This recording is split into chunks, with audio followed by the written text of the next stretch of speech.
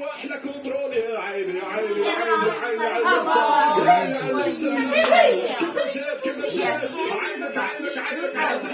عينك على زياش حتى في الشباك 1-0 والسودان يتقدمون قبل دقائق من نهاية الشوط المباراة الأول.